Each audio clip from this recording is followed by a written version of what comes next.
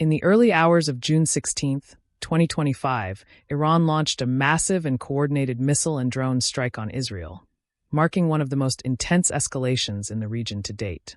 The attack involved over 100 ballistic missiles and unmanned aerial vehicles, targeting several major Israeli cities including Tel Aviv, Haifa, Bat Yam, and Petah Tikva.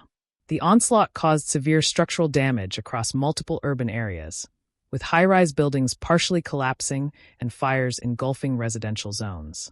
In Tel Aviv, an apartment tower crumbled under the impact, while Bat Yam reported at least 3 individuals missing in the aftermath of a building collapse.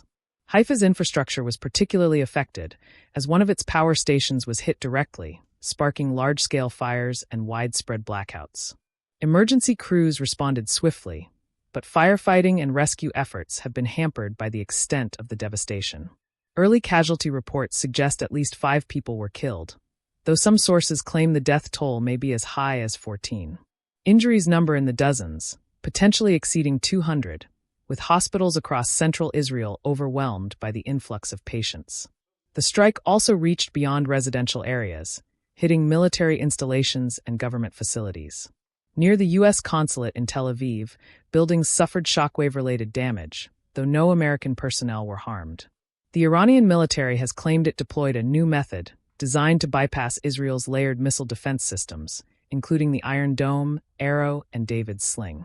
This approach appears to have successfully overwhelmed the defenses, allowing many projectiles to penetrate and reach their targets.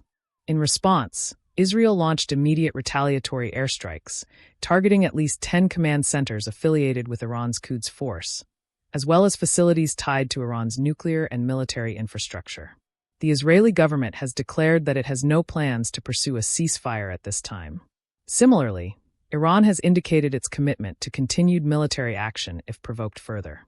This latest exchange marks a dangerous escalation in the long-standing hostility between the two nations. Unlike previous confrontations that mostly focused on military installations or proxy forces, this round of attacks directly targeted civilian populations and urban infrastructure. International concern is growing, with G7 leaders urging restraint and pushing for diplomatic intervention to prevent the conflict from expanding further. While the oil markets have shown sensitivity to the conflict, global financial markets have remained relatively stable for now.